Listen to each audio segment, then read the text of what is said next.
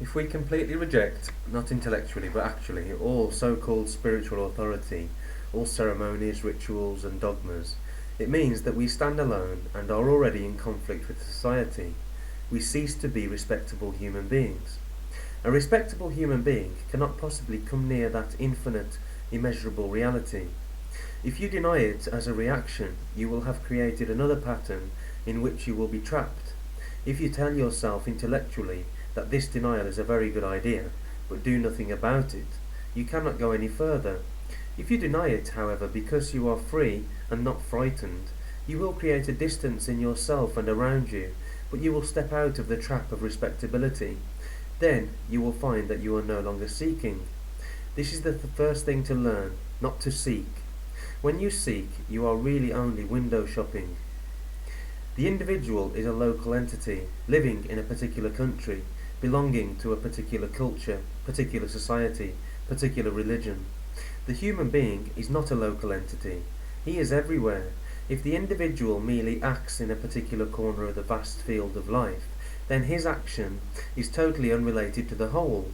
So one has to bear in mind that we are talking of the whole, not the part, because in the greater the lesser is, but in the lesser the greater is not.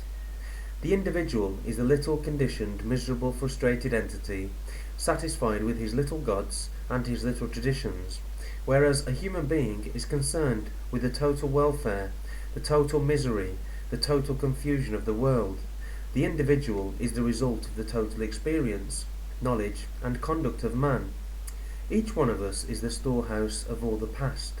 The individual is the human who is all mankind. The whole history of man is written in ourselves. Do observe what is actually taking place within yourself and outside yourself in the competitive culture in which you live, with its desires for power, position, prestige, name, success, and all the rest of it. Observe the achievements of which you are so proud. This whole field you call living, in which there is conflict in every form of relationship, breeding hatred, antagonism, brutality, and endless wars. This field, this life, is all we know, and being unable to understand the enormous battle of existence, we are naturally afraid of it and find escape from it in all sorts of subtle ways. And we are frightened also of the unknown, frightened of death, frightened of what lies beyond tomorrow. Only when we realize, not intellectually but actually as we would recognize that we are hungry or in pain, that you and I are responsible for all this existing chaos, for all the misery throughout the entire world, because we have contributed to it in our daily lives and are part of this monstrous society with its wars, divisions, its ugliness, brutality and greed. Only then will we act. Truth has no path, and that is the beauty of truth. It is living, moving, which has no resting place, which is no temple, mosque or church, which is no religion, no teacher, no philosophy, nobody can lead you to. This living thing is what you actually are. Your anger, your brutality, your violence, your despair, the agony and sorrow you live in. In the understanding of all this is the truth, and you can understand it only if you know how to look at those things in your life. And you cannot look through an ideology, through a screen of words, through hopes and fears. There is only you, your relationship with others and with the world. There is nothing else. In facing the fact that you and nobody else are responsible for the world and for yourself, for what you think, what you feel, how you act, all self-pity goes.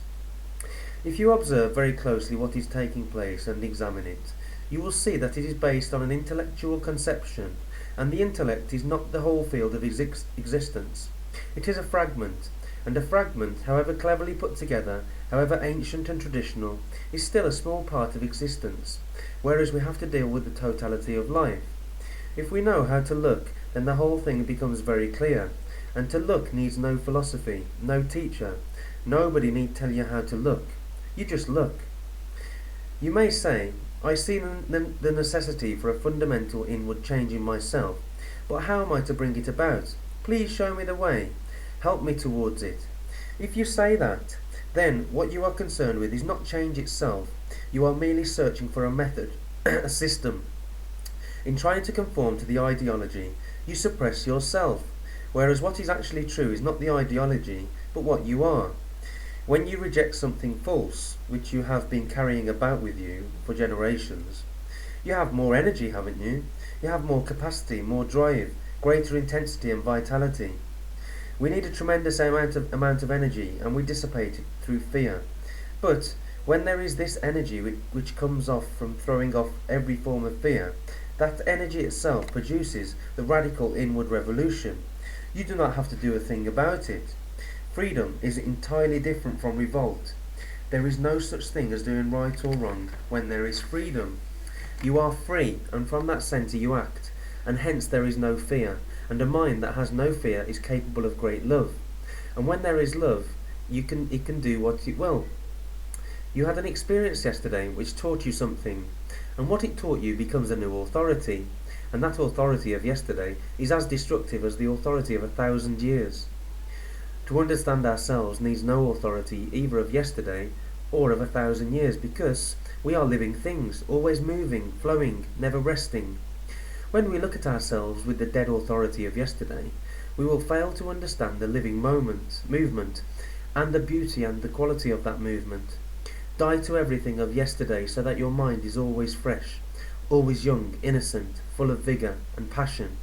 It is only in that state that one learns and observes, and for this is a great deal of awareness of what is going on inside oneself, without correcting it or telling it what it should or should not be, because the moment you correct it, you have established another authority, a censor. Forget all you know about yourself. Forget all you have ever thought about yourself. We are going to start as if we were nothing. If you think it is important to know about yourself because I or someone else has told you it is important, then I am afraid all communication between us comes to an end. But if we agree that it is vital that we understand ourselves completely, then you and I have quite a different relationship. Then we can explore together with a happy, careful, and intelligent inquiry.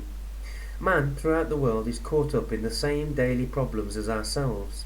So, into inquiring into ourselves, we are not being in the least neurotic, because there is no difference between the individual and the collective. I exist only in relationship to people, things, and ideas, and in studying my relationship to outward things and people, as well as to inward things, I begin to understand myself. Every other form of understanding is merely an abstraction, and I cannot study myself in abstraction. I am not an abstract entity, therefore I have to study myself in actuality, as I am, not as I wish to be. Understanding is not an intellectual process. Acquiring knowledge about yourself and learning about yourself are two different things, for the knowledge you accumulate about yourself is always of the past, and a mind that is burdened with the past is a sorrowful mind. Learning about yourself is not like learning a language or a technology or a science. Then you obviously have to accumulate and remember.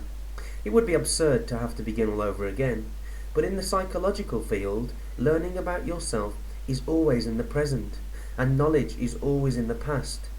If you are learning all the time, learning every minute, learning by watching and listening, learning by seeing and doing, then you will find that learning is a constant movement without the past. Learning implies a great sensitivity. There is no sensitivity if there is an idea, which is of the past, dominating the present.